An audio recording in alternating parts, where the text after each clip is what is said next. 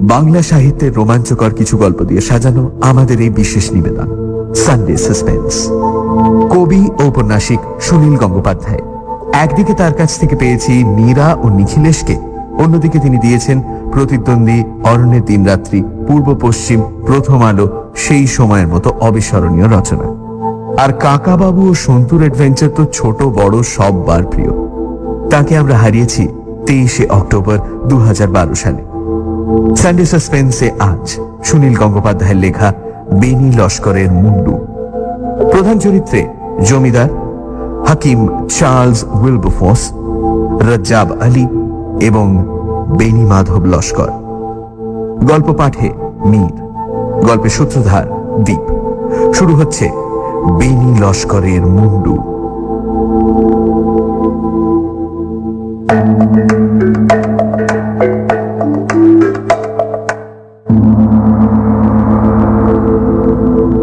মুর্শিদাবাদ জেলায় চিংড়িপোতা নামে একটা ছোট্ট গ্রাম আছে। সেই গ্রামে 7-8টির বেশি পাকা বাড়ি নেই, স্কুল নেই, পোস্ট অফিস নেই। শুধু প্রতি শনিবার একটা হাট বসে। অনেক দূর দূর থেকে মানুষ আসেন সেই হাটে। অধিকাংশই গরিব, হিন্দু, মুসলমান। কিছুই দেখার নেই সেই গ্রামের। শুধু যেখানে হাট হয় তার মাঝখানে সাদা পাথরের তৈরি একটি মানুষের মূর্তি বসানো আছে। মূর্তিটি বেশ পুরনো, একজন বুড়ো মতন বাঙালি ভদ্রলোকের মূর্তি। চোগা চাপকান পরা, মুখখানা দুঃখী। মূর্তিটার পায়ের কাছে ইংরেজিতে কিছু লেখা ছিল, এখন এত অস্পষ্ট যে বোঝাই যায় না। হাটে যে সমস্ত মানুষ আসে তারা কেউ জানে না মূর্তিটা কার। পুরনো দিনের কথা আমরা বড্ড তাড়াতাড়ি ভুলে যাই। গ্রামের যেসব ছেলেরা চায়ের দোকানে কিংবা নদীর ধারে আড্ডা মারে তাদের জিজ্ঞেস করলেও বিশেষ কিছু বলতে পারে না। দু একজন ঠোঁট উল্টে বলে, শুনেছি লোকটা নাকি উকিল ছিল। গ্রামের খুব বুড়ো কয়েকজন জানে ওই মূর্তিটার ইতিহাস। আমি একসময় মুর্শিদাবাদ জেলার গ্রামে পায়ে হেঁটে ঘুরেছিলাম।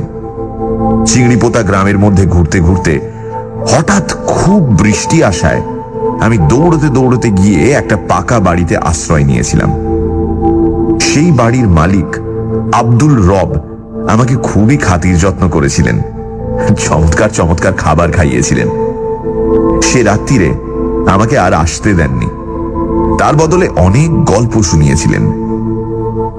সেইখানেই আমি বেনি মাধব লস্করের গল্প শুনি। সে অনেক দিন আগের কথা, তখন আমরা জন্মাইনি, আমাদের বাবারাও জন্মাননি। আমাদের ঠাকুরদারা দাদুরা তখন খুব ছেলে মানুষ। সে সময় আমাদের দেশে পুরোপুরি ইংরেজ রাজত্ব। আমরা তখন পরাধীন জাতি।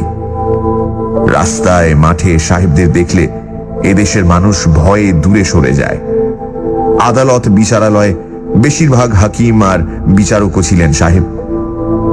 মুর্শিদাবাদের একটি মহকুমা শহরের আদালতে একজন সামান্য মোক্তার ছিলেন এই বেনি মাধব লস্কর। তখনকার দিনে ছোট উকিলকে বলা হতো মোক্তার। লোকে বলতো বাংলা জানা উকিল, কেননা আদালতে উকিল, ম্যাজিস্ট্রেট সবাইকেই তো তখন ইংরেজিতে কথা বলতে হতো। মোক্তাররা বাংলা ইংরেজি মিলিয়ে কোনো রকমে কাজ চালিয়ে নিত। মোক্তার কথাটা আরবি শব্দ, ইংরেজিতে বলা হতো মুখতিয়া।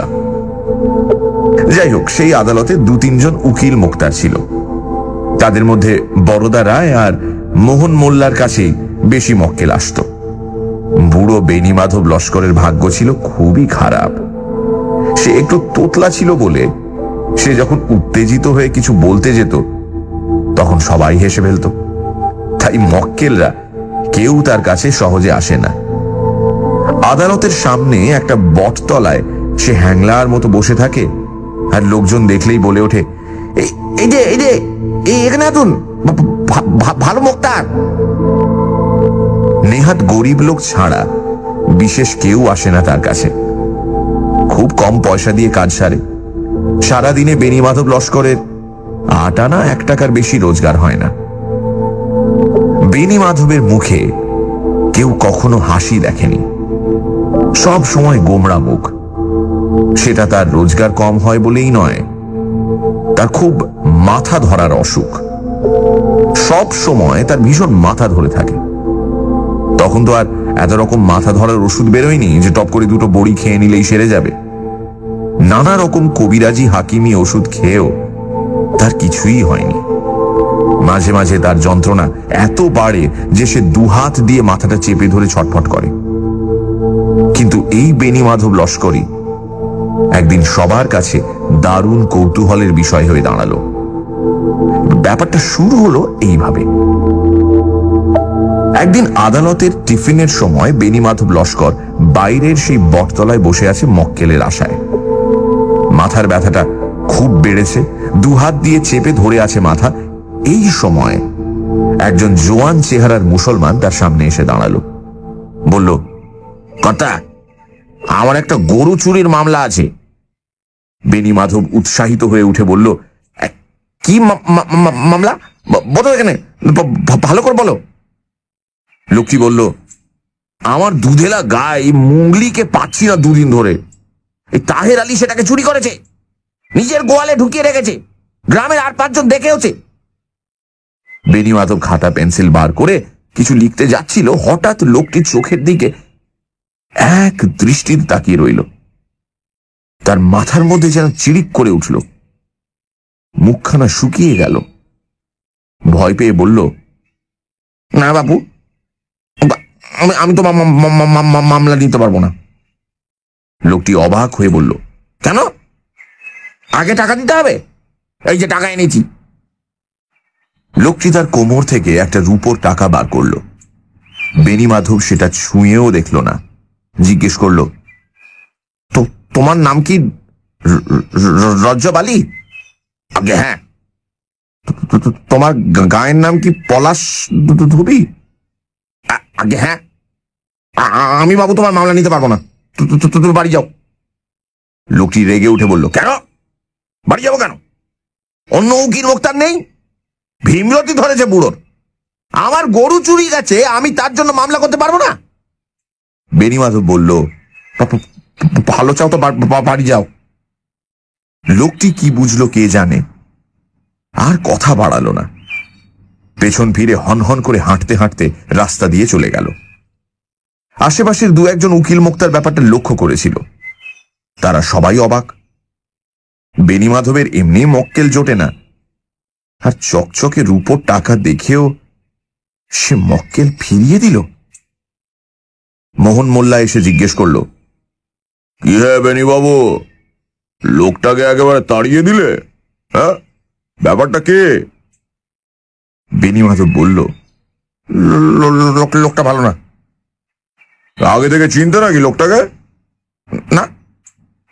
তাহলে গরু চুরির মামলা নিয়ে এসেছে, লোকটা ভালো কি খারাপ তা দেখার দরকার কি? না হে মোল্লা সাহেব, এই একটা অদ্ভুত ব্যাপার হলো। লোকটাকে আগে থেকে চিনতাম না, কি যেন আমার মধ্যে বললো ওই লোকটা পলাশ ধুবির রজ্জব আলী, ওর মামলা নিও না। বটে বটে, এটা তার যোগ কথা। শুধু তাই নয়, লোকটার মুখের দিকে তাকিয়ে আমি আর একটা জিনিস দেখলাম। হ্যাঁ, একখানা যেন ছবি দেখলাম। এই রজ্জব আলী একখানা মস্ত বড় দা নিয়ে একটা 17-18 বছরের ছোকরার ঘাড়ে কোপ মারছে। মারতে মারতে তাকে মেরে ফেললো। এই লোকটা খুনি, এই লোকটা খুনি। মোহর মোল্লা হাসিতে ফেটে পড়ে বলল, আজকাল কি আফিম টাফিম ধরেছ নাকি? হ্যাঁ, না গাঁজা টাজা খাচ্ছ? বেণীমাধব অসহায় ভাবে বলল, না না, বিশ্বাস করো, সত্যি দেখলাম লোকটা খুনি। মোহন মোল্লা হাসতে হাসতে সবার কাছে এই গল্প করল। সবাই ভাবল বুড়োর এবার মাথা খারাপ হয়েছে, জেগে জেগে স্বপ্ন দেখে। গল্পটা ছড়িয়ে পড়ল অনেকের মধ্যে। এখন বেণীমাধবকে দেখলেই লোকে হাসে। কিন্তু 2-3 দিন বাদে সত্যি সত্যি পলাশ ধুবির রজ্জব আলী মানুষ খুন শশধর কুণ্ডু বলে একটা লোক একসঙ্গে তিন জনকে খুন করেছে। আজ সেই শশধর কুণ্ডুর বিচারের শেষ দিন। নির্ঘাত তার ফাঁসি হবে। অন্য অনেকের সঙ্গে বেনি মাধবও শুনছিল এক কোণে বসে। হাতে তার কোনো কাজ নেই। মাথার যন্ত্রণাটা তার আজকে আবার বেড়েছে। দুহাত দিয়ে শক্ত করে মাথা চেপে ধরে বসে আছে। হঠাৎ সে চেঁচিয়ে উঠল, শশধর কুণ্ডু নির্দোষ, শশধর কুণ্ডু নির্দোষ। সবাই চমকে উঠল। আদালতে চলার সময় এইরকম ভাবে চেঁচিয়ে ওঠা খুবই বেআইনি। হাকিম হচ্ছেন চার্লস উইলবারফোর্স। ছোকরা বয়স, কিন্তু ভীষণ রাগী। তিনি বললেন, সাইলেন্স। বেনি মাধব তবু বলল, শশধর কুণ্ডু নির্দোষ, শশধর কুণ্ডু নির্দোষ। হুজুর, ওকে ফাঁসি দেবেন না হুজুর, ফাঁসি দেবেন না। হাকিম বললেন, সাইলেন্স, এই মুখ চেয়ারকে নিকাল দাও, নিকালে খাও। বেনি মাধব উঠে দাঁড়িয়ে বলল, ইওর অনার, আমাকে একটা দিন টাইম দিন। আমি জানি ও খুন করেনি। Shashadhar Kundu not guilty your honour. Shashadhar Kundu খুন করেনি। তারপর সে দৌড়ে আসামির কাছে এসে বলল, তুমি একদিন সময় দাও, তুমি একদিন সময় দাও, আমি তোমাকে বাঁচিয়ে দেব। খুন করেছে পুলিন সরকার। কি ঠিক কিনা? খুব হই হই হয়েছিল সেদিন। বেনি মাধব বলেছিল শশধর কুণ্ডুর বন্ধু পুলিন সরকারই খুনগুলো করে বন্ধুর ঘাড়ে দোষ চাপিয়েছে। পুলিন সরকারের বাড়ির উঠোনে গাঁদা ফুল গাছতলায় মাটি খুঁড়লে রক্তমাখা ছুরি আর গয়নাপত্র পাওয়া যাবে। সব ঠিকঠাক মিলে গেল। সেই মামলায় খুব নাম ছড়িয়ে গেল বেনি মাধবের। সবার মুখে মুখে তার কথা। বড়দা রায় আর মোহন মোল্লার খুব হিংসে হলো। লোকেরা এখন মামলার জন্য বেনি মাধব লস্করের কাছেই আসে। কিন্তু বেনি মাধব সব মামলা নেয় না। আসামির মুখের দিকে এক দৃষ্টে তাকিয়ে থাকে অনেকক্ষণ। দুহাতে নিজের মাথা চেপে ধরে, এদিক ওদিক ঝাঁকায়। তারপর এক সময় বলে, না বাপু, তোমার মামলা আমি নিতে পারবো না, তুমি অন্য রাস্তা দেখো। কিংবা কারুকে আবার বলে, তোমার মামলা আমি নেব, কোনো হাকিমের সাধ্য নেই তোমাকে শাস্তি দেয়। সত্যি সত্যি তার কথা মিলে যায়। যে মামলা সে নেয় না সেটা নির্ঘাত হার হয়। সে যে কটা মামলা নেয় প্রত্যেকটা জিতিয়ে দেয়। তার নাম রটে গেল হারা মামলার ধন্বন্তরী হিসেবে।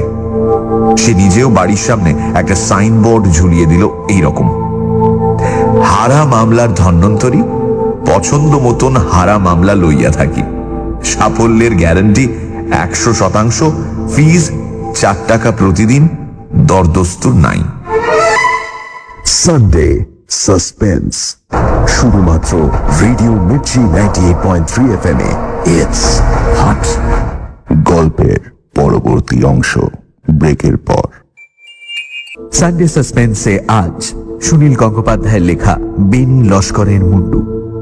মুর্শিদাবাদ জেলায় চিংড়িপোতা গ্রামে অনেকদিন আগে এক সামান্য মুক্তার থাকত, নাম বেনি মাধব লস্কর। তার বিশেষ পসার ছিল না, আর সারাক্ষণের সঙ্গী মাথা ধরা। হঠাৎ একটা অদ্ভুত ব্যাপার ঘটতে শুরু করলো। মক্কেলের মুখ দেখে বেনি মাধব বুঝে ফেলে সে অপরাধী না নির্দোষ। আদালতে শশধর কুণ্ডু নামে এক খুনির প্রায় ফাঁসি হয়ে যাচ্ছিল, কিন্তু বেনি মাধব বলল আসামি নির্দোষ এবং আসল খুনি কে তাকে ধরিয়ে দিতেও সাহায্য করল। বেনি মাধব এরপরে বিখ্যাত হয়ে গেল হারা মামলার ধন্বন্তরী হিসেবে। সব মামলা নেয় না, যে কটা মামলা সে নেয় প্রত্যেকটাতেই সে জিতিয়ে দেয়। তারপর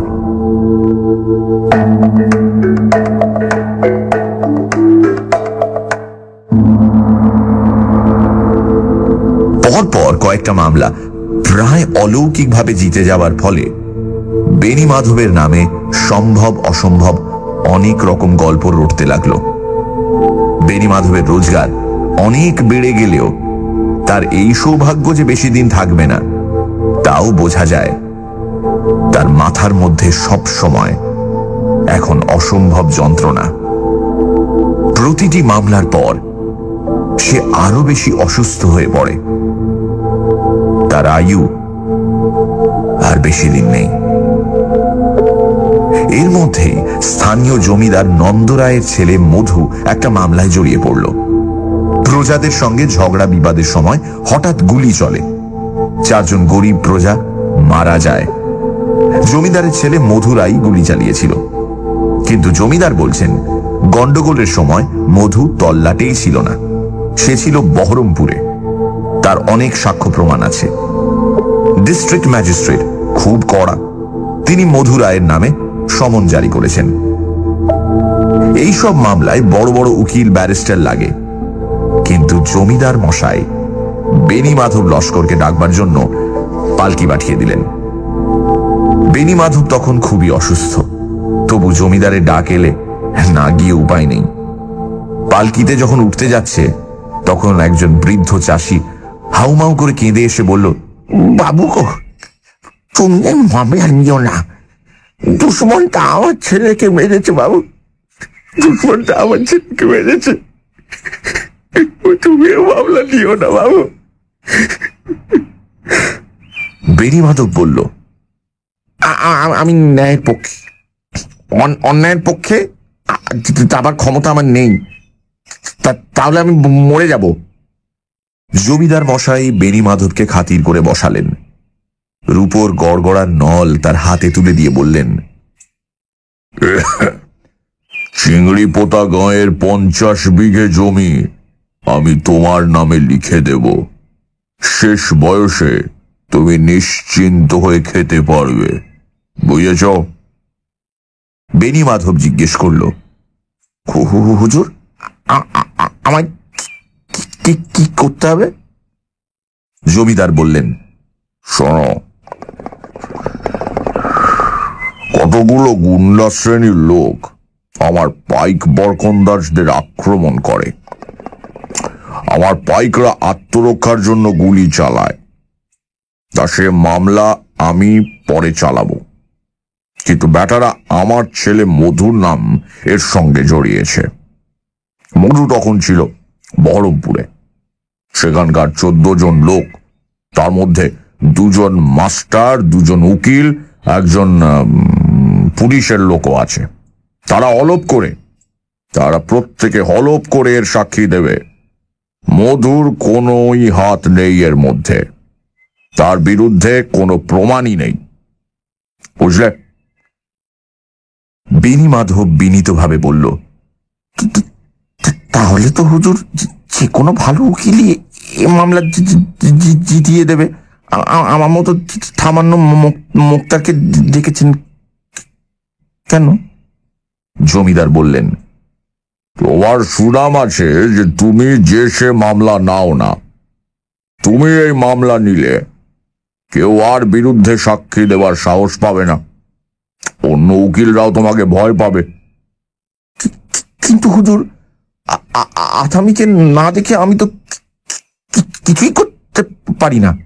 জমিদার রেগে উঠে বললেন, আসামি বলছো কাকে? হ্যাঁ, আমার একমাত্র ছেলে সে আসামি, তাকে দেখার তো দরকার নেই, আমি নিজেই তো সব বলছি তোমাকে। তাকে না দেখলে আমি কিছুই প্রমাণ করতে পারবো না হুজুর, সে ক্ষমতা আমার নেই। তখন জমিদারের ছেলেকে ডেকে আনা হলো। তাকে দেখেই বেনি মাধব নিজের মাথাটা শক্ত করে চেপে ধরল। তার চোখ দুটো বড় বড় হয়ে গেল। বেনি মাধব অজ্ঞান হয়ে পড়ে গেল মাটিতে। ব্যস্ত হয়ে উঠে জমিদারের লোকজন তাড়াতাড়ি জল এনে তার মাথায় ঢালল। একজন স্মেলিং সল্টের শিশি ধরল তার নাকের কাছে। বেনি মাধব আস্তে আস্তে উঠে বসল। তার 2 চোখ দিয়ে জল গড়াচ্ছে। হাত জোর করে বলল, হুজুর, হুজুর আমাকে মাফ করুন, এই মামলা আমাকে নিতে বলবেন না হুজুর, আমাকে মাফ করুন। জমিদার চোখ রাঙিয়ে বললেন, কেন? হ্যাঁ, কেন? আমার ক্ষমতা নেই, আমি পারবো না হুজুর, পারবো না। তোমাকে আমি 500 টাকা দেব, 50 বিঘে জমি দেব। আমি পারবো না। 1000 টাকা। হুজুর আমাকে ছেড়ে দিন হুজুর, পারবো না। জমিদার তখন দারুণ রেগে গিয়ে বললেন, দেখো মোক্তার, এই মামলা তোমাকে নিতেই হবে, না হলে তোমার ঘর বাড়ি আমি জ্বালিয়ে দেব, তোমাকে আমি শেষ করে দেব। জমিদার এমন ভয় দেখাতে লাগলেন যে রাজি না হয়ে উপায় রইল না বেনি মাধবের। এক তাড়া মোহর হাতে নিয়ে বিমর্ষ মুখে বাড়ি ফিরে এলো। সেদিন রাত্রিরে একটা সাংঘাতিক কাণ্ড হলো। ঘুমের মধ্যে বিছানায় ছটফট করতে লাগলো বেনি মাধব। একবার এপাশ আবার গড়িয়ে ওপাশ, কেউ যেন তাকে ধরতে চেষ্টা করছে, তাতে বেনি মাধব পালাতে চাইছে। বেনি মাধব সেই অবস্থায় চেঁচিয়ে বলতে লাগলো,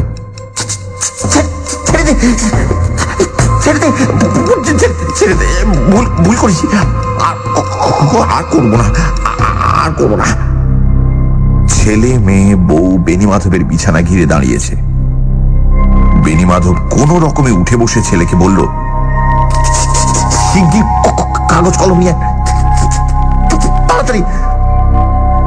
ছেলে কাগজ আর খাগের কলম এনে দিল।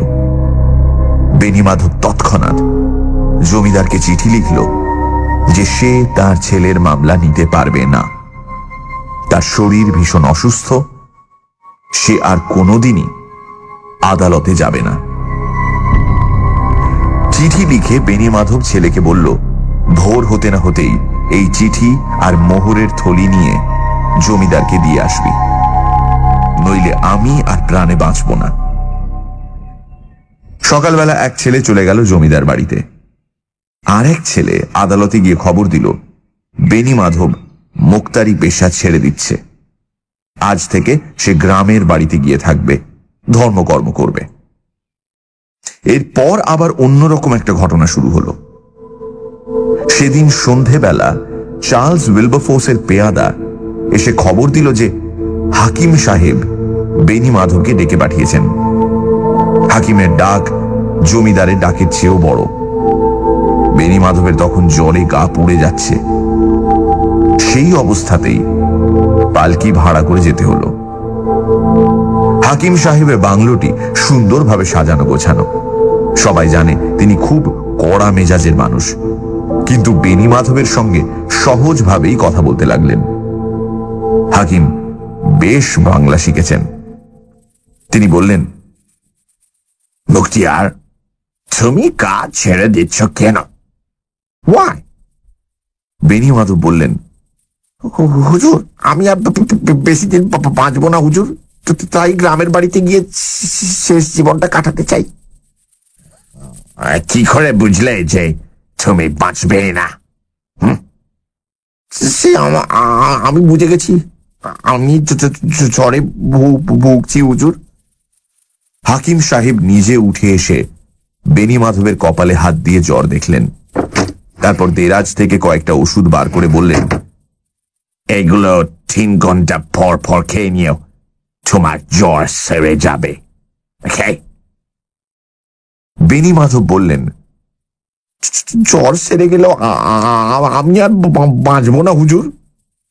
সাহেব এবার একটু হাসলেন, তারপর বললেন, মুখতিয়ার, এই কথা কি সত্যি যে তুমি মানুষের মুখ দেখলে বুঝতে পারো সেই দোষী না নির্দোষ? বেনি মাধব চুপ করে রইল। সাহেব আবার বললেন, আমার পেশকার আমাকে এই কথা বলেছে, আর অনেকেই এই কথা বলেছে।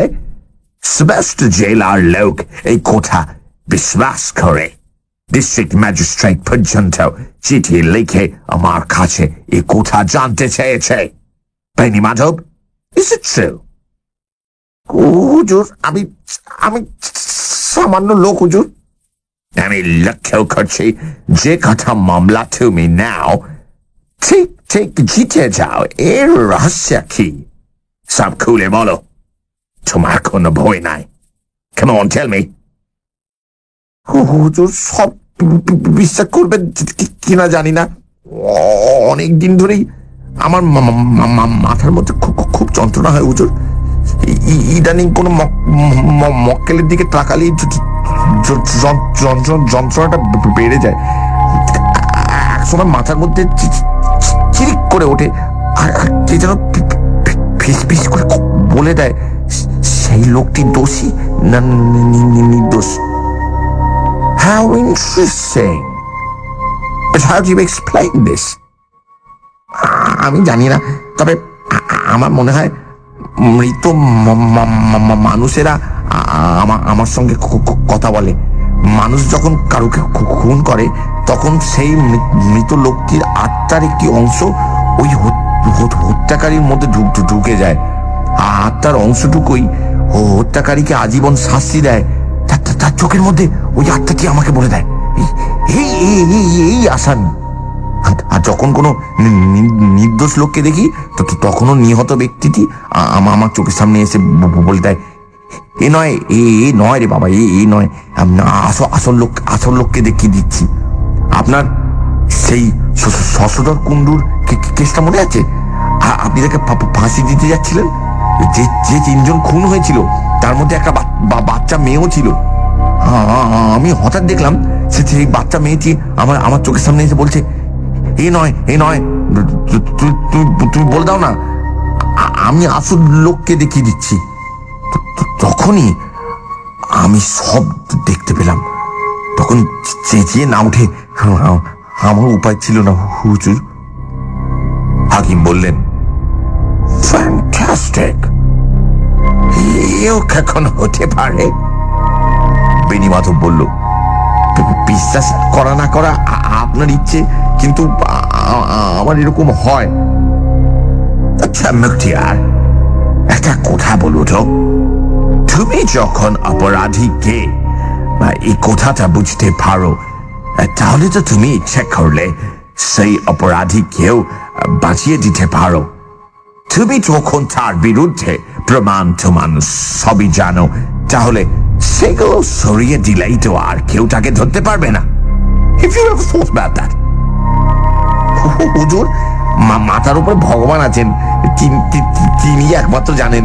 আমি জেনে শুনে কোনোদিন অন্যায়ের পক্ষ নিইনি হুজুর। তা যদি তা আমি করতাম, তাহলে যেসব মরা মানুষ আমার সঙ্গে এসে কথা বলে তারা কি আমাকে ছেড়ে দেবে?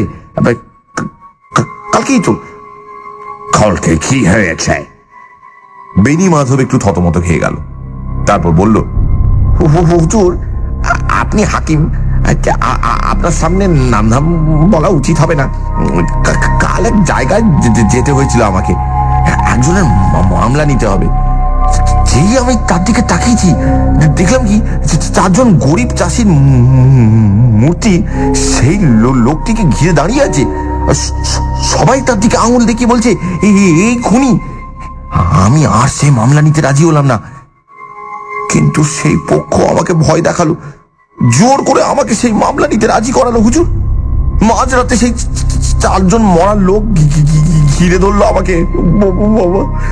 ঘৃণার সঙ্গে বলতে লাগলো, তুমি আমাদের খুনিকে বাঁচাবে, হ্যাঁ, তাকে বাঁচাবে। সেই জন্যই তো আমি মোক্তারি করাই আজ থেকে ছেড়ে দেবো ঠিক করলাম হুজুর।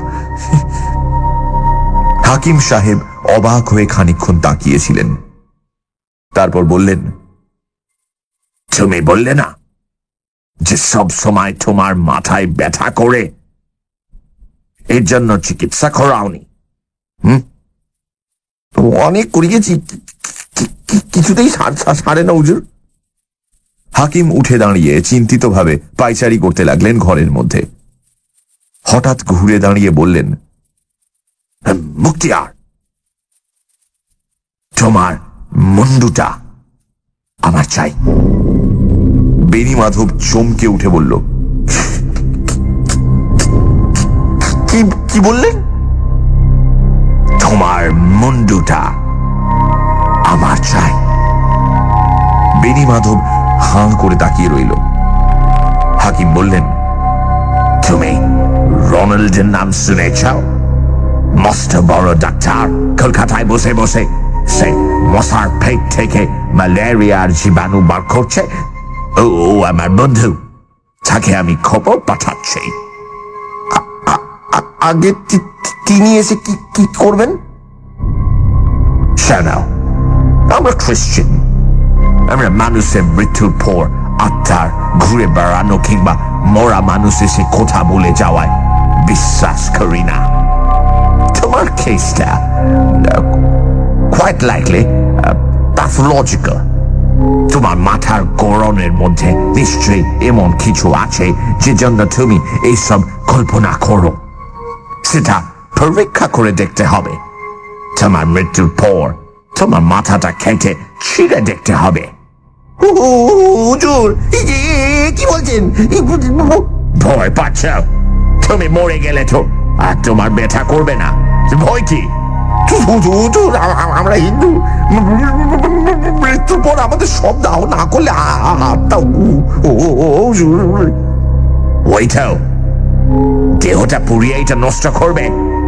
থাকছে সায়েন্সের উপকারের জন্য দিয়ে যাও। এর থেকে বিজ্ঞানের কোন রহস্য বেরিয়ে যেতে পারে? তোমাকে দিতেই হবে। বেনি মাধব সেদিন কাঁপতে কাঁপতে বাড়ি ফিরল। এই কি সাংঘাতিক কথা!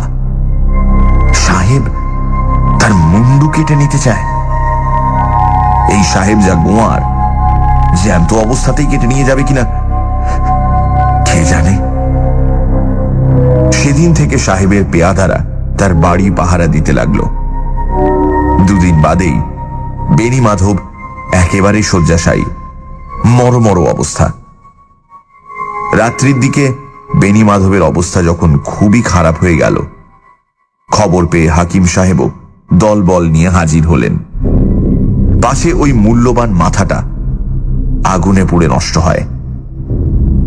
এদিকে এই খবরও রটে গেছে যে সাহেব বেনি মাধবের দেহ পোড়াতে দেবে না। ম্লেচ্ছ ডাক্তাররা শরীরটা নিয়ে কাটাছেঁড়া করবে। স্থানীয় হিন্দুরা খুব রেগে গেল। এটা তাদের ধর্মের অপমান। লাঠি সোটা নিয়ে তারা এগিয়ে এলো, কিছুতেই দেহ নিতে দেবে না।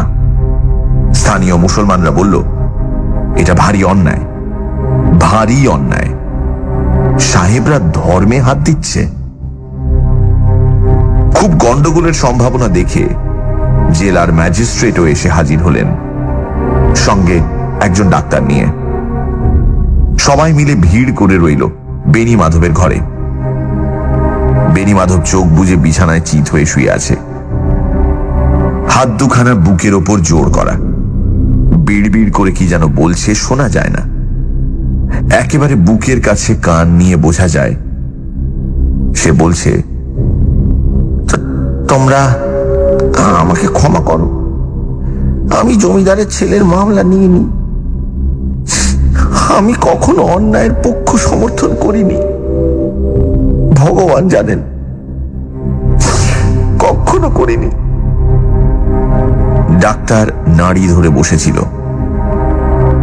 এক সময় হতাশ ভাবে ছেড়ে দিয়ে বলল, সব শেষ। হাকিম সাহেব ব্যগ্রভাবে জিজ্ঞেস করলেন, সব শেষ? ভালো করে দেখো। ডাক্তার আবার পরীক্ষা করে বললেন, দেহে প্রাণ নেই। হাকিম তখন বেনি মাধবের আত্মীয় স্বজনকে বললেন, আপনাদের ধার্মিক কাজ সেরে নিন, আমি এই ডেড বডি নিয়ে যাব। বরফে বরফে ঢেকে রাখতে হবে। ম্যাজিস্ট্রেট সাহেব বললেন, চার্লস, কাজটা কি ঠিক হবে? বেনি মাধবের ছেলে বললেন, আমরা দেহ নিয়ে যেতে দেব না। হাকিম তেজের সঙ্গে বললেন, আমি নিয়ে যাবই। মুখতিয়ারের সঙ্গে আমার এই সম্পর্কে কথা হয়েছিল, ওর আপত্তি ছিল না। ঘরের মধ্যে একটা হই হই পড়ে গেল। কারোর কথাই শোনা যায় না। মেয়েরা কান্নাকাটি করছে আর পুরুষরা চেঁচাচ্ছে। এই সময় বেনি মাধবের আবার চোখ খুলে গেল। ঘরের সবাই আঁতকে উঠল। ডাক্তার বলল, ভাই চুপ! বেনি মাধব তীব্র চোখে তাকালো শুধু হাকিম সাহেবের দিকে। অন্যরকম গলার আওয়াজ বেশ জোরে বলে উঠল, সাহেব, তুমি বাড়ি চলে যাও। ঘরের মধ্যে অনেকে ভয় পেয়ে পালিয়ে গেল। একজন মহিলা অজ্ঞান হয়ে পড়ল, কিন্তু হাকিম সাহেব একটুও ভয় পেল না। কাছে এগিয়ে এসে বলল, মুখতিয়ার, তুমি বেঁচে আছো? You're alive! বেনি মাধব বলল, সাহেব, তুমি এক্ষুনি বাড়ি চলে যাও, একটুও দেরি করো না। তোমার বাড়ির দারোয়ান মারা গেছে। তোমার ছেলে আর বউয়ের খুব বিপদ। শিগগির যাও। হাকিম সাহেব আর একটুও দেরি করলেন না, দৌড়ে বাইরে চলে এলেন। তার ঘোড়া দাঁড় করানোই ছিল। সেই গভীর রাতে ঘোড়া ছুটিয়ে চলে গেলেন বাড়ির দিকে। অন্যরাও গেল পেছন পেছন। একটু পরেই পর বন্দুকের শব্দ শোনা গেল। ততক্ষণে বেনি মাধব আবার মরে কাঠ, সমস্ত শরীর ঠান্ডা। সেই রাত্রিরে হাকিম সাহেবের বাড়িতে ডাকাত পড়েছিল। ডাকাতরা বাড়ির দারোয়ানকে মেরে ফেলে বাংলোর ভেতর ঢুকে পড়ে মেম সাহেবকে আক্রমণ করতে যায়। মেম সাহেব তার ছেলেকে নিয়ে একটা ঘরে ঢুকে দরজা আটকে দিয়েছিল। ডাকাতরা দুমদাম শব্দে দরজা ভাঙার চেষ্টা করছে। সেই সময় হাকিম সাহেব এসে পড়লেন। আর একটু দেরি হলে বউ আর বাচ্চাকে বাঁচানো যেত না। একজন ডাকাত মরল, দুজন ধরা পড়ল। হাকিম সাহেব বেনি মাধব লস্করের দেহ কাটাছেঁড়া করে দেখতে চাননি। তার বদলে নিজের খরচে বেনি মাধবের একটা মূর্তি তৈরি করিয়ে তার গ্রামে স্থাপন করে দিয়েছিলেন। তলায় লিখে দিয়েছিলেন শেক্সপিয়ারের একটা লাইন, স্বর্গে মর্তে এমন অনেক ব্যাপার আছে হোরেশিও, যা তুমি কল্পনাও করতে পারো না। There are more things in heaven and earth, Horatio, than are dreamt of in your philosophy.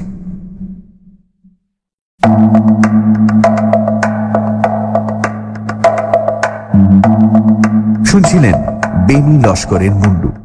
রচনা সুনীল গঙ্গোপাধ্যায়। গল্পের সূত্রধার দীপ। গল্প পাঠে মীর। শব্দগ্রহণ, আবহ সঙ্গীত এবং স্পেশাল এফেক্টসে রিচার্ড। পরিকল্পনা ও পরিচালনায় ইন্দ্রাণী। আগের কথা, তখন আমরা জন্মাইনি, আমাদের বাবারাও জন্মাননি। আমাদের ঠাকুরদারা দাদুরা তখন খুব ছেলে মানুষ।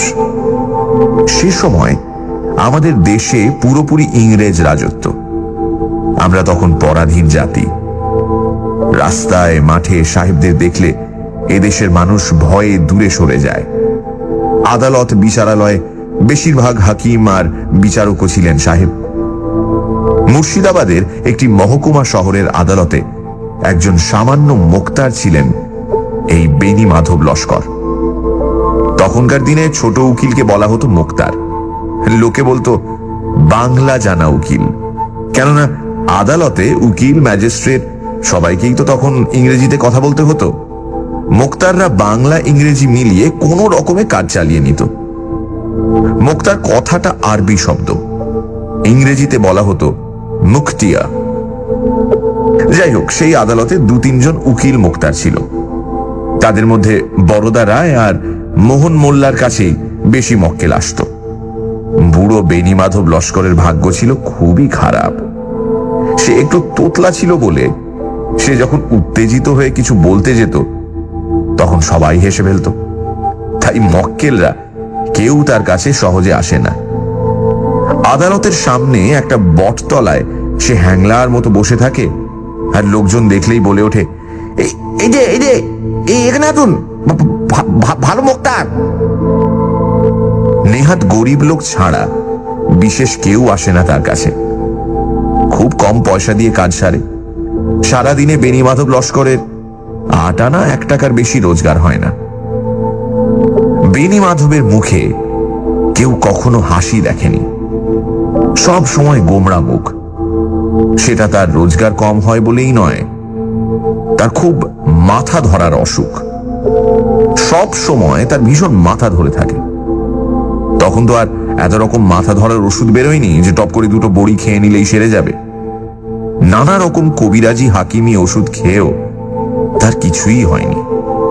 মাঝে মাঝে তার যন্ত্রণা এত বাড়ে যে সে 2 হাত দিয়ে মাথাটা চেপে ধরে ছটফট করে। কিন্তু এই বেণীমাধব লস্করই একদিন সবার কাছে দারুণ কৌতূহলের বিষয় হয়ে দাঁড়ালো। ব্যাপারটা শুরু হলো এইভাবে। একদিন আদালতের টিফিনের সময় বেণীমাধব লস্কর বাইরের সেই বটতলায় বসে আছে মক্কেলের আশায়। মাথার ব্যথাটা খুব বেড়েছে, 2 হাত দিয়ে চেপে ধরে আছে মাথা। এই সময় একজন জোয়ান চেহারার মুসলমান তার সামনে এসে দাঁড়ালো। বলল, কর্তা, আমার একটা গরু চুরির মামলা আছে। বেণীমাধব বাংলা সাহিত্যের রোমাঞ্চকর কিছু গল্প দিয়ে সাজানো আমাদের এই বিশেষ নিবেদন সানডে সাসপেন্স। কবি ও ঔপন্যাসিক সুনীল গঙ্গোপাধ্যায়। একদিকে তার কাছ থেকে পেয়েছি মীরা ও নিখিলেশকে, অন্যদিকে তিনি দিয়েছেন প্রতিদ্বন্দ্বী, অরণ্যের দিনরাত্রি, পূর্ব পশ্চিম, প্রথম আলো, সেই সময়ের মতো অবিস্মরণীয় রচনা। আর কাকাবাবু ও সন্তুর অ্যাডভেঞ্চার তো ছোট বড় সববার প্রিয়। তাকে আমরা হারিয়েছি 23শে অক্টোবর 2012 সালে। সানডে সাসপেন্সে আজ সুনীল গঙ্গোপাধ্যায়ের লেখা বেণী লস্করের মুন্ডু। প্রধান চরিত্রে জমিদার, হাকিম চার্লস উইলবারফোর্স, রজ্জাব আলী এবং বেণীমাধব লস্কর। গল্প পাঠে মীর, গল্পের সূত্রধার দীপ। শুরু হচ্ছে বেণী লস্করের মুন্ডু।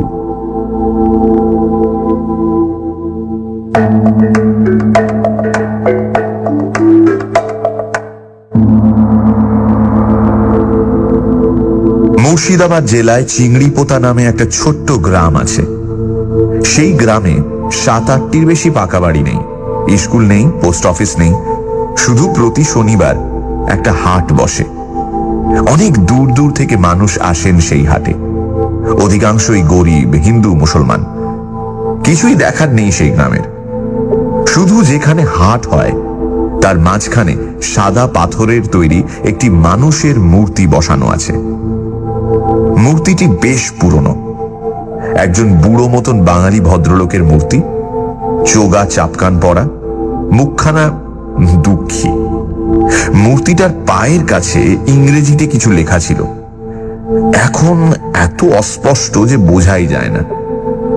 হাটে যে সমস্ত মানুষ আসে তারা কেউ জানে না মূর্তিটা কার। পুরনো দিনের কথা আমরা বড্ড তাড়াতাড়ি ভুলে যাই। গ্রামের যেসব ছেলেরা চায়ের দোকানে কিংবা নদীর ধারে আড্ডা মারে তাদের জিজ্ঞেস করলেও বিশেষ কিছু বলতে পারে না। 2-1 জন ঠোঁট উল্টে বলে, শুনেছি লোকটা নাকি উকিল ছিল। গ্রামের খুব বুড়ো কয়েকজন জানে ওই মূর্তিটার ইতিহাস। আমি একসময় মুর্শিদাবাদ জেলার গ্রামে পায়ে হেঁটে ঘুরেছিলাম। চিংড়িপোতা গ্রামের মধ্যে ঘুরতে ঘুরতে হঠাৎ খুব বৃষ্টি আসায় আমি দৌড়তে দৌড়তে গিয়ে একটা পাকা বাড়িতে আশ্রয় নিয়েছিলাম। সেই বাড়ির মালিক আব্দুল রব আমাকে খুবই খাতির যত্ন করেছিলেন, চমৎকার চমৎকার খাবার খাইয়েছিলেন। সে রাত্রিরে আমাকে আর আসতে দেননি, তার বদলে অনেক গল্প শুনিয়েছিলেন। সেইখানেই আমি বেণীমাধব লস্করের গল্প শুনি। সে অনেক দিন উৎসাহিত হয়ে উঠে বলল, কি মামলা? বলো এখানে, ভালো করে বলো। লোকটি বলল, আমার দুধেলা গায়ে মুঙ্গলিকে পাচ্ছি না দুদিন ধরে। এই তাহের আলী সেটাকে চুরি করেছে, নিজের গোয়ালে ঢুকিয়ে রেখেছে, গ্রামের আর 5 জন দেখেওছে। বেনি মাধব খাতা পেন্সিল বার করে কিছু লিখতে যাচ্ছিল, হঠাৎ লোকটির চোখের দিকে এক দৃষ্টিতে তাকিয়ে রইল। তার মাথার মধ্যে যেন চিড়িক করে উঠল, মুখখানা শুকিয়ে গেল। ভয় পেয়ে বলল, না বাবু, আমি তো মামলা নিতে পারবো না। লোকটি অবাক হয়ে বলল, কেন? আগে টাকা দিতে হবে, এই যে টাকা এনেছি। লোকটি তার কোমর থেকে একটা রূপোর টাকা বার করল। বেনি মাধব সেটা ছুঁয়েও দেখল না। জিজ্ঞেস করল, তো তোমার নাম কি রজ্জব আলী? আগে হ্যাঁ। তোমার গায়ের নাম কি পলাশ ধুবি? আগে হ্যাঁ। আমি বাবু তোমার মামলা নিতে পারবো না, তুমি বাড়ি যাও। লোকটি রেগে উঠে বলল, কেন বাড়ি যাবো কেন? অন্য উকিল মোক্তার নেই?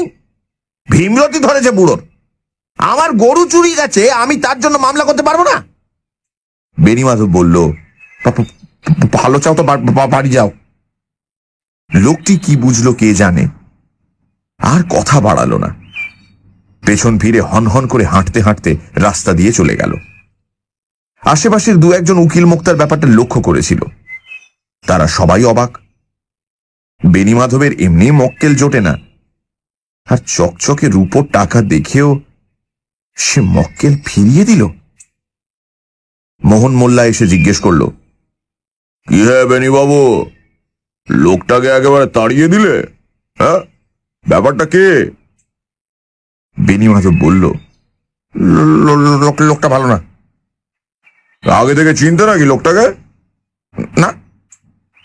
তাহলে গরু চুরির মামলা নিয়ে এসেছে, লোকটা ভালো কি খারাপ তা দেখার দরকার কি? না হে মোল্লা সাহেব, এই একটা অদ্ভুত ব্যাপার হলো, লোকটাকে আগে থেকে চিনতাম না। কি যেন আমার মধ্যে বললো, ওই লোকটা পলাশ ধুবির রজ্জব আলী, ওর মামলা নিও না। বটে বটে, এটা তার যোগ কথা। শুধু তাই নয়, লোকটার মুখের দিকে তাকিয়ে আমি আর একটা জিনিস দেখলাম। হ্যাঁ, একখানা যেন ছবি দেখলাম। এই রজ্জব আলী একখানা মস্ত বড় দা নিয়ে একটা 17-18 বছরের ছোকরার ঘাড়ে কোপ মারছে, মারতে মারতে তাকে মেরে ফেললো। এই লোকটা খুনি, এই লোকটা খুনি। সব ঠিকঠাক মিলে গেল। সেই মামলায় খুব নাম ছড়িয়ে গেল বেনি মাধবের। সবার মুখে মুখে তার কথা। বড়দা রায় আর মোহন মোল্লার খুব হিংসে হলো। লোকেরা এখন মামলার জন্য বেনি মাধব লস্করের কাছেই আসে। কিন্তু বেনি মাধব সব মামলা নেয় না। আসামির মুখের দিকে এক দৃষ্টে তাকিয়ে থাকে অনেকক্ষণ। দুহাতে নিজের মাথা চেপে ধরে, এদিক ওদিক ঝাঁকায়। তারপর এক সময় বলে, না বাপু, তোমার মামলা আমি নিতে পারবো না, তুমি অন্য রাস্তা দেখো। কিংবা কারুকে আবার বলে, তোমার মামলা আমি নেব, কোনো হাকিমের সাধ্য নেই তোমাকে শাস্তি দেয়। সত্যি সত্যি তার কথা মিলে যায়। যে মামলা সে নেয় না সেটা নির্ঘাত হার হয়। সে যে কটা মামলা নেয় প্রত্যেকটা জিতিয়ে দেয়। তার নাম রটে গেল হারা মামলার ধন্বন্তরী হিসেবে। সে নিজেও বাড়ির সামনে একটা সাইনবোর্ড ঝুলিয়ে দিল এইরকম, হারা মামলার ধন্বন্তরী, পছন্দ মতন হারা মামলা লইয়া থাকি। সাফল্যের গ্যারান্টি 100%, ফিজ 4 টাকা প্রতিদিন, দরদস্তুর নাই। সানডে সাসপেন্স শুধুমাত্র radio Mirchi 98.3 FM A. It's hot. গল্পের পরবর্তী অংশ ব্রেকের পর। সানডে সাসপেন্সে আজ সুনীল গঙ্গোপাধ্যায়ের লেখা বেনি লস্করের মুন্ডু। মুর্শিদাবাদ জেলায় চিংড়িপোতা গ্রামে অনেকদিন আগে এক সামান্য মুক্তার থাকত। নাম বেনি মাধব লস্কর। তার বিশেষ পসার ছিল না, আর সারাক্ষণের সঙ্গী মাথা ধরা। হঠাৎ একটা অদ্ভুত ব্যাপার ঘটতে শুরু করলো। মক্কেলের মুখ দেখে বেনি মাধব বুঝে ফেলে সে অপরাধী না নির্দোষ। আদালতে শশধর কুন্ডু নামে এক খুনির প্রায় ফাঁসি হয়ে যাচ্ছিল, কিন্তু বেনি মাধব বলল আসামি নির্দোষ এবং আসল খুনি কে তাকে ধরিয়ে দিতেও সাহায্য করল। বেনি মাধব এরপরে বিখ্যাত হয়ে গেল হারা মামলার ধন্বন্তরী হিসেবে। সব মামলা নেয় না, যে কটা মামলা সে নেয় প্রত্যেকটাতেই সে জিতিয়ে দেয়। তারপর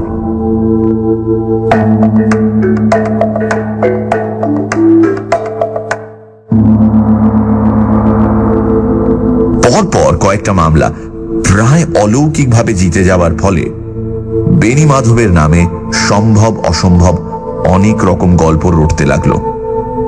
বেনি মাধবের রোজগার। মোহর মোল্লা হাসিতে ফেটে পড়ে বলল, আজকাল কি আফিম টাফিম ধরেছ নাকি? না গাঁজা টাজা খাচ্ছ? বেনি মাধব অসহায় ভাবে বলল, না না, বিশ্বাস করো, সত্যি দেখলাম লোকটা খুনি। মোহন মোল্লা হাসতে হাসতে সবার কাছে এই গল্প করল। সবাই ভাবলো বুড়োর এবার মাথা খারাপ হয়েছে, জেগে জেগে স্বপ্ন দেখে। গল্পটা ছড়িয়ে পড়লো অনেকের মধ্যে। এখন বেনি মাধবকে দেখলেই লোকে হাসে। কিন্তু 2-3 দিন বাদে সত্যি সত্যি পলাশ ধুবির রজ্জব আলী মানুষ খুন, শশধর কুন্ডু বলে একটা লোক একসঙ্গে 3 জনকে খুন করেছে। আজ সেই শশধর কুন্ডুর বিচারের শেষ দিন। নির্ঘাত তার ফাঁসি হবে। অন্য অনেকের সঙ্গে বেনি মাধবও শুনছিল এক কোণে বসে। হাতে তার কোনো কাজ নেই, মাথার যন্ত্রণাটা তার আজকে আবার বেড়েছে। দুহাত দিয়ে শক্ত করে মাথা চেপে ধরে বসে আছে। হঠাৎ সে চেঁচিয়ে উঠল, শশধর কুন্ডু নির্দোষ, শশধর কুন্ডু নির্দোষ। সবাই চমকে উঠল। আদালত চলার সময় এইরকম ভাবে চেঁচিয়ে ওঠা খুবই বেআইনি। হাকিম হচ্ছেন চার্লস উইলবারফোর্স। ছোকরা বয়স, কিন্তু ভীষণ রাগী। তিনি বললেন, সাইলেন্স। বেনি মাধব তবু বলল, শশধর কুন্ডু নির্দোষ, শশধর কুন্ডু নির্দোষ। হুজুর, ওকে ফাঁসি দেবেন না হুজুর, ফাঁসি দেবেন না। হাকিম বললেন, সাইলেন্স। এই মুখ চেয়ারকে নিকাল দাও, নিকালে খাও। বেনি মাধব উঠে দাঁড়িয়ে বলল, ইওর অনার, আমাকে একটা দিন টাইম দিন। আমি জানি ও খুন করেনি। Shashadhar Kundu not guilty your honour. Shashadhar Kundu খুন করেনি। তারপর সে দৌড়ে আসামির কাছে এসে বলল, তুমি একদিন সময় দাও, তুমি একদিন সময় দাও, আমি তোমাকে বাঁচিয়ে দেব। খুন করেছে পুলিন সরকার। কি ঠিক কিনা? খুব হই হই হয়েছিল সেদিন। বেনি মাধব বলেছিল শশধর কুন্ডুর বন্ধু পুলিন সরকারই খুনগুলো করে বন্ধুর ঘাড়ে দোষ চাপিয়েছে। পুলিন সরকারের বাড়ির উঠোনে গাঁদা ফুল গাছতলায় মাটি খুঁড়লে রক্তমাখা ছুরি আর গয়নাপত্র পাওয়া যাবে।